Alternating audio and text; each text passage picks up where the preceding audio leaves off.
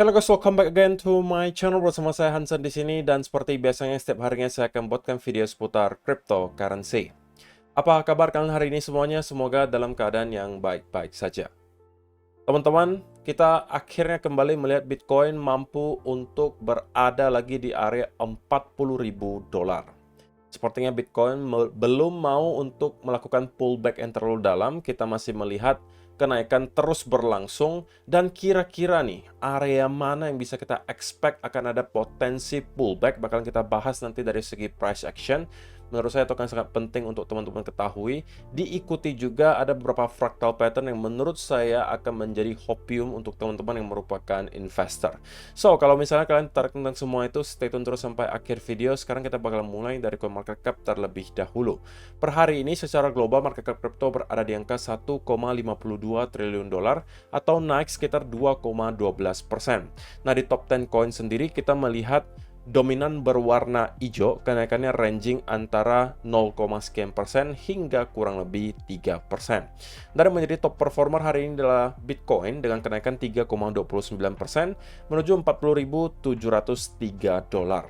So, itu adalah outlook sementara dari beberapa top coin yang ada. Sekarang kita langsung aja masuk ke beberapa data dan berita terbaru hari ini. Nah, yang pertama teman-teman, dalam 24 jam terakhir, lagi-lagi kita melihat ada likuidasi sebesar 150 juta dolar. Oke, jadi tidak henti-hentinya ya, orang-orang itu mencoba untuk menebak top di sebelah mana. Saya rasa kenaikan Bitcoin akan terus berlangsung sampai pada akhirnya orang-orang yang di sini ini merasa udah oke deh, saya nggak mau lagi short dan flip ke arah long. Nah, itulah pada saat dimana kita kemungkinan akan mendapatkan pullback yang dalam. Tapi untuk sementara sepertinya masih banyak orang terjebak dengan pemikiran yang sama dengan orang-orang yang mencoba untuk menangkap pisau jatuh.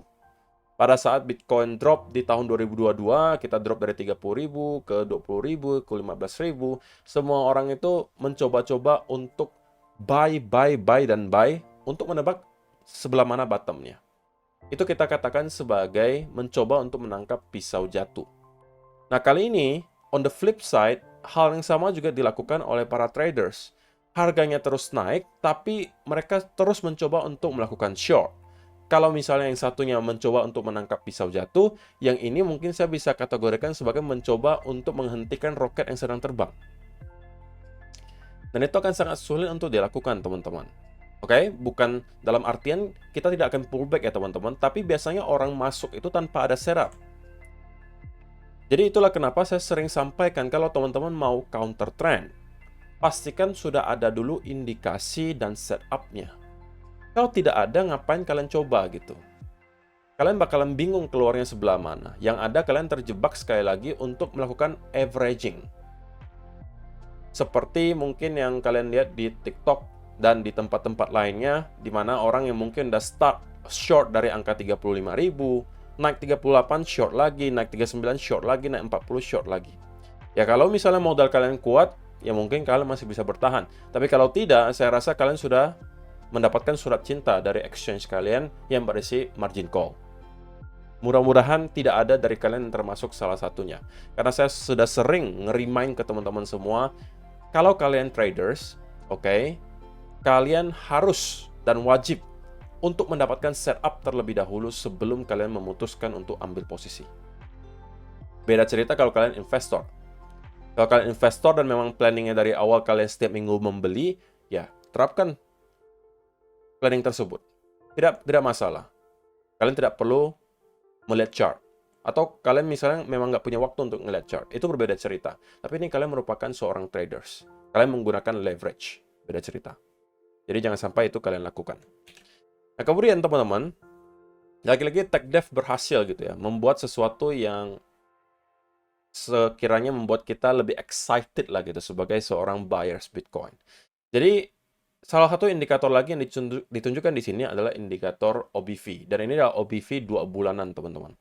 Nah, menurut TechDev, Bitcoin's 2-month OBV has just made an all-time high.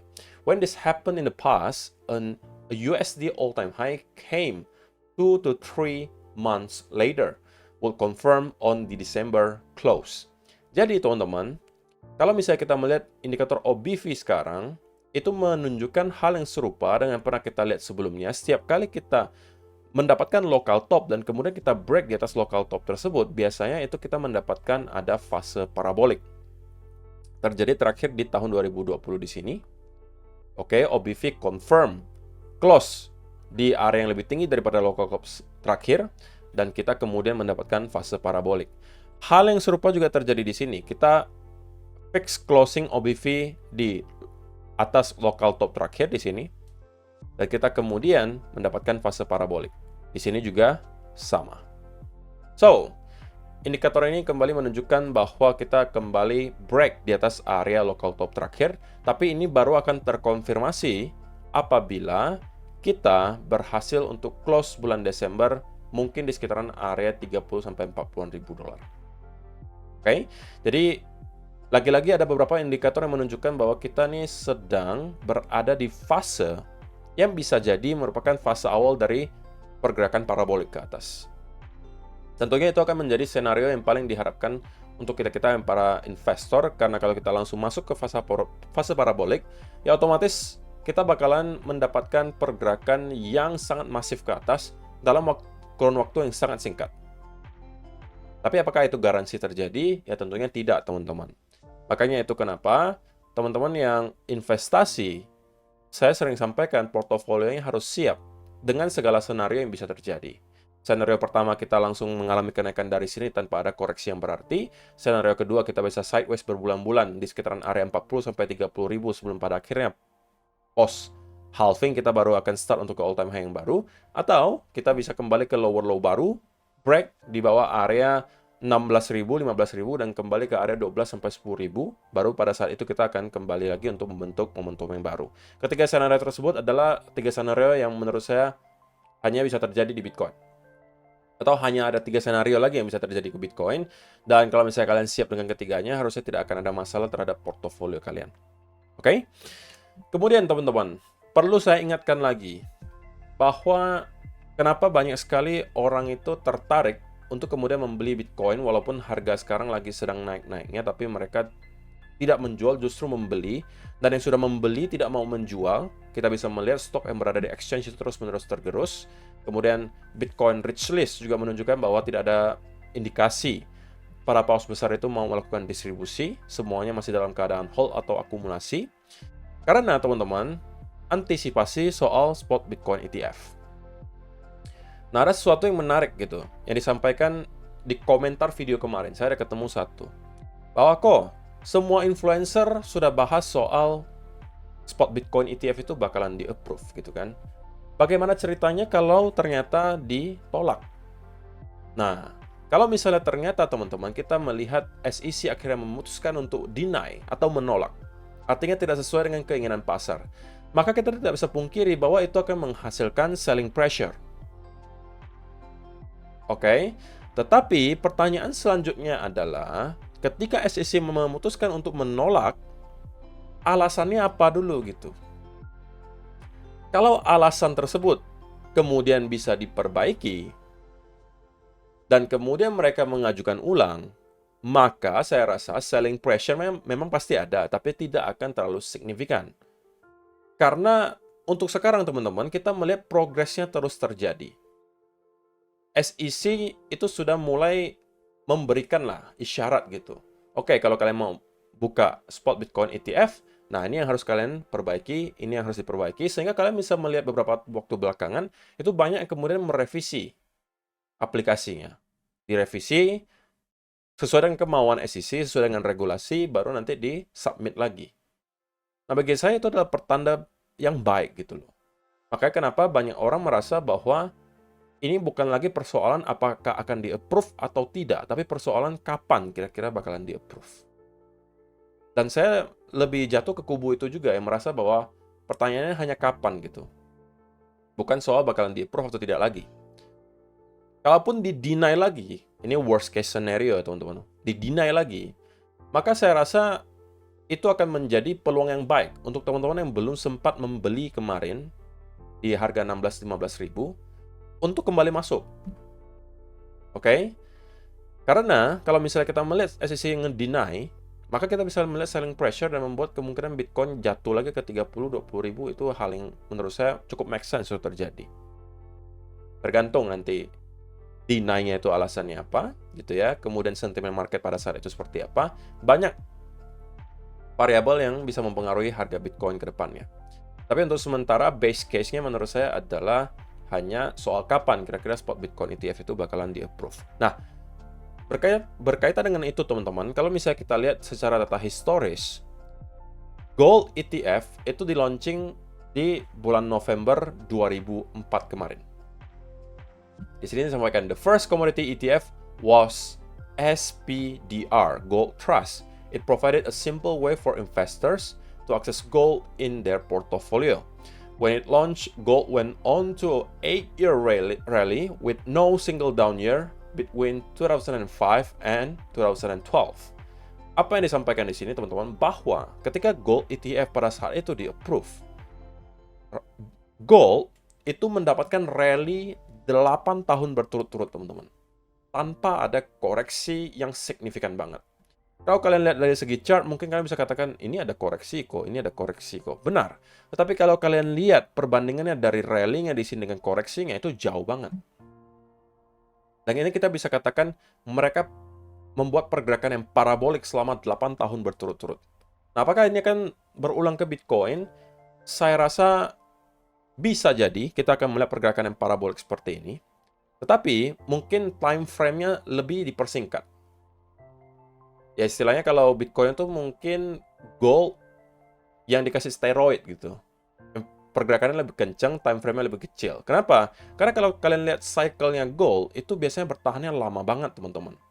Di sini, kalian bisa melihat gold masuk ke bear market awalnya itu kurang lebih tahun 1980-an kita anggap. Baru mengakhiri bear market-nya kapan? Tahun 2000. Jadi 20 tahun, teman-teman, gold itu mendapatkan bear market di sini. Barulah kita mendapatkan cycle berikutnya. Dan perlu kalian ingat teman-teman, gold baru-baru ini kembali membentuk all-time high baru. Setelah berapa lama sideways? Kurang lebih selama 10 tahun. Bahkan lebih dari 10 tahun seingat saya. Jadi cycle-nya gold itu memang secara historis lebih panjang. Dan saya expect itu juga pasti akan berpengaruh gitu. Kalau misalnya Bitcoin ternyata nanti spot Bitcoin ETF di-approve, saya rasa kita bisa melihat pergerakan yang parabolik juga ke atas, tapi mungkin tidak akan selama gold yang 8 tahun berturut-turut, tapi mungkin bisa 2-3 tahun berturut-turut. Yang orang gadang-gadang sekarang namanya itu adalah super cycle gitu. Tapi saya nggak tahu kalian percaya atau enggak soal adanya super cycle, tapi intinya itu bisa menjadi salah satu skenario yang terjadi berikutnya. Nah ini yang saya sampaikan teman-teman. Gold itu sudah mencoba untuk membentuk all-time high baru sebenarnya dari tahun 2011 kemarin. Ya oke lah, kita memang membentuk all-time high di sini. Tetapi kita cenderung tidak menjauhi area local top terakhir. Ini kita bahas gold sedikit ya. Jadi dari tahun 2011 gitu ya hingga sekarang kita baru melihat gold kembali mencoba untuk membentuk all-time high baru lagi teman-teman. Nah yang kita bahas tadi itu adalah dari sini 2004. Jadi 2004 di sini teman-teman, spot gold ETF itu kemudian di-approve. Gold ETF gitu ya, gold ETF di-approve dan kita rally 8 tahun berturut-turut sampai ke tahun 2011. Oke, jadi apakah itu akan berulang? Who knows, tapi mudah-mudahan terjadi. Jadi kalau misalnya teman-teman yang merupakan investor, ya itu mungkin adalah harapan utama gitu, di mana kita bisa mendapatkan super cycle dan bertahun-tahun rally. Tapi bukan berarti kita harus mencoba menerka-nerka topnya sebelah mana, teman-teman. Kalau misalnya kalian merasa profit kalian sudah cukup, katakanlah di angka $100.000, $120.000, ya silakan mau jual juga silakan gitu. Oh, kalian sewaktu-waktu juga harus menjual Bitcoin kalian. Kalau memang kalian tujuan awalnya itu berinvestasi, kemudian hasil investasinya kalian misalnya katakanlah mau buka bisnis, mau untuk nikahan, mau untuk beli ini dan itu. Ya, kalau misalnya kalian nggak jual Bitcoinnya, kapan bisa membeli gitu kan? Nggak mungkin juga. Kecuali memang ini adalah tujuan investasi kalian dari awal memang untuk di hold sampai berdekade-dekade, itu beda cerita gitu ya. Tapi kalau misalnya kalian memang punya tujuan dalam beberapa tahun ke depan, saya rasa cepat atau lambat kalian memang juga harus jualan. Karena kalau misalnya kalian terlalu greedy pun, kalian maunya jualan di top gitu ya. Takutnya kalian malah ekspektasinya terlalu tinggi. Misalnya nanti kita cycle topnya cuma di 150.000, tapi kalian baru katakan saya mau jual baru nanti di 200.000 kok. Nah, itu juga bahaya. Sama seperti orang-orang yang mungkin menunggu di angka 12.000 ketika Bitcoin kemarin di sekitaran 16.000 dolar. Nah, oke. Sekarang kita bakalan bahas dari segi price action Bitcoin. So, teman-teman, kalau misalnya kalian yang sudah masuk ke trade yang kita bahas di video kemarin, di mana kita memang mendapatkan rally, konsolidasi, harusnya teman-teman yang nonton video saya kemarin tahu ya, bahwa saya sampaikan harusnya ada sebagian dari teman-teman yang sempat masuk gitu. Bukan dari sini malah, dari sini gitu ya. Ini adalah setup kemarin yang kita bahas. Saya udah sampaikan teman-teman bahwa please kalian geserlah stop loss kalian ke arah entry. Oke, target kita di sekitaran area 40 sampai 42 ribuan. Dan harusnya ini sudah mencapai target pertama lah teman-teman. Kalian boleh untuk start taking profit. Selamat untuk kalian yang sudah berhasil cuan. Nah, lalu pertanyaan selanjutnya, what's next kok? Kira-kira di mana lagi kita akan mendapatkan pullback yang signifikan? Nah, bagi saya teman-teman, ada beberapa hal yang menarik yang perlu saya sampaikan ke kalian. Adalah bahwa sekarang simpelnya kita sedang berada di area major resistance, teman-teman. Major resistance. Kita sudah bahas kenapa major resistance di video kemarin. Karena sebelumnya setiap kali kita berada di area 40 sampai 42 ribu, itu selalu ada bounce yang signifikan, baik ke atas maupun ke bawah. So, saya nggak bisa expect bahwa tiba-tiba kali ini kita akan clear area 42 ribu tanpa ada hadangan. Dan kalau saya pribadi expect bahwa untuk sekarang kemungkinan banyak orang akan melakukan short, mencoba untuk short. Kenapa mencoba untuk short, teman-teman? Karena kan kita tahu bahwa memang ini adalah area major resistance ya. Jadi tidak salah orang-orang mencoba untuk short. Tapi, teman-teman, permasalahannya adalah banyak orang short itu tanpa ada setup sekali lagi. Jadi mereka hanya katakan, saya short, alasannya karena kita di resistance kok. Nah, itu yang kemungkinan bisa ditargetkan oleh market maker. Maka, market maker pasti tahu, kira-kira nih sebelah mana orang-orang nih bakalan taruh stop loss. Kalau misalnya shortnya dari area 40.000 sampai 41.000. Pasti akan kurang lebih di area di atas 42.000, teman-teman. Jadi, saya tidak akan heran kalau Bitcoin akan break di atas 42.000 terlebih dahulu, baru kita akan start pullback tersebut. Oke, alasannya sesimpel karena pasti banyak orang yang mencoba untuk short di sini, taruh stop loss-nya itu kurang lebih 42.500 sampai 43.000 dolar. Ini pasti akan menjadi tumpukan likuidasi di sana. Sehingga area tersebut menurut saya akan di tap terlebih dahulu. Artinya kita akan jebol di atas 42.000 terlebih dahulu. Tetapi kalau kita sudah jebol di atas area tersebut, menurut saya kita harus aware, teman-teman. Harus sedikit waspada. Karena menurut saya chance-nya cukup besar bahwa dari sana kita akan mendapatkan pullback, teman-teman. Oke, dan kalau misalnya teman-teman mau manfaatkan itu sebagai peluang untuk short, maka sekali lagi kita mungkin harus zoom in ke time frame kecil. Katakanlah di 1 hour atau di 15-minute chart. Ketika kita nyampe ke area tersebut, teman-teman, kita kalau udah break di atas area 42.000 dan kemudian start misalnya katakanlah ada mendapatkan semacam indikasi rising wedge kah, atau ada double top, triple top, saya rasa itu cukup worth it untuk dicoba ambil.